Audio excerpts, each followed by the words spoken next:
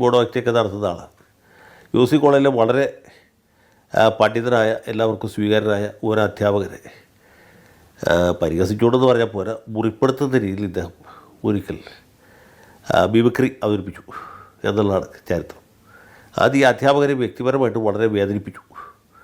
അത്രയും ഒരു ഹാർട്ടിക്കായിട്ടുള്ള ഒരു പരിപാടിയായിരുന്നു. അതേ തുടർന്ന് പ്രിൻസിപ്പളായിരുന്ന അന്നത്തെ ഡോക്ടർ AM ചാക്കോ സാർ ഇദ്ദേഹത്തിൻ്റെ പേര് നടപടിയൊന്നും എടുത്തില്ല. കോളേജിൽ നിന്ന് പോയപ്പോൾ ഇനി മേലിൽ ഈ കോളേജിൽ അപ്ലൈ ചെയ്യില്ല എന്ന് എഴുതി പഠിച്ചിട്ടാണ് പുള്ളിക്ക് TC കോട്ടർ സർട്ടിഫിക്കറ്റ് കൊടുത്തു വിട്ടത്. ഒരു രാത്രിയിലാണ് യാദൃശ്ചികമായിട്ട് എനിക്ക് മിമിക്രി വീണ് കിട്ടുന്നതും നെക്സ്റ്റ് ഡേ ഞാനത് കലാഭവനിൽ പോകുന്നതും.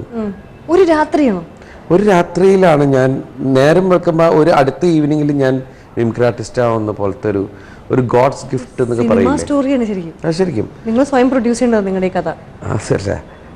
നമ്മൾ അത് വലിയ സംഭവമാണ്. ഞാൻ ദൈവത്തിൽ ഏറ്റവും കൂടുതൽ വിശ്വസിക്കുന്നതിന് കാരണം അതാണ്. കാരണം വെച്ചാൽ ഞാൻ പ്രീഡിഗ്രിക്ക് പഠിക്കുന്ന സമയത്ത് ഞാൻ പല മാത്സിലെ എഴുതിയ വിഷയമാണ് നമ്മുടെ ആലുവാസി വന്നമ്പലുണ്ട് മലപ്പുറം, ശിവരാത്രി മലപ്പുറം. ഞാനെന്നും പ്രീഡിഗ്രിക്ക് പഠിക്കുമ്പോൾ എന്നും വൈകുന്നേരം അവിടെ വന്നിരിക്കും. രാത്രി സന്ധ്യ നമ്മുടെ തൊഴുത് ഫ്രണ്ട്സൊക്കെ സംസാരിച്ച് തിരിച്ചു നടന്ന് വീട്ടിൽ പോകും. എന്നും ശിവനോട് കാര്യം പറയും. നമ്മൾ ഒരു സ്ഥലത്തെത്തിയിട്ടില്ല, എന്താണെന്ന് അറിയില്ല, താഴെ 2 പേരുണ്ട്, പെങ്ങളെ കെട്ടിക്കും, പ്രശ്നങ്ങളാണ് എന്ന് പറഞ്ഞിട്ട് സംഘടന പറയും എന്തെങ്കിലും ഒരു ജോലി എന്തുണ്ട് റിക്വസ്റ്റ്.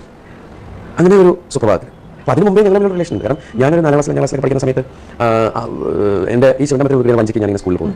ഈ ഇതിൽ പാസ് ചെയ്യുമ്പോൾ ഞാനിങ്ങനെ ഓപ്പോസിറ്റ് വീടുണ്ട് ശിവനമ്പലത്തിന് നേരെ നിറയെ മാമക്കളെ. ഈ വീട്ടിലേക്ക് ജനിക്കാൻ പറ്റിയിരുന്നു. ഭയങ്കര പോഷക തീരം ഞാൻ ഒരുപാട് ആഗ്രഹിച്ചു. ഞാൻ ഏറ്റവും കൂടുതൽ വിശ്വസിക്കുന്നത് വെച്ചാൽ ഞാൻ ഇന്ന് താമസിക്കുന്ന ആ വീട്ടിലാണ്. ആ വീട് എനിക്ക് കിട്ടി.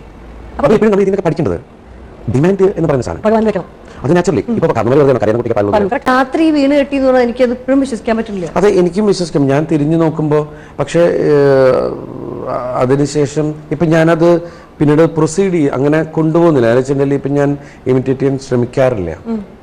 കാരണം ഞാനിപ്പോൾ അഭിനയത്തിലേക്കാണ് കൂടുതൽ.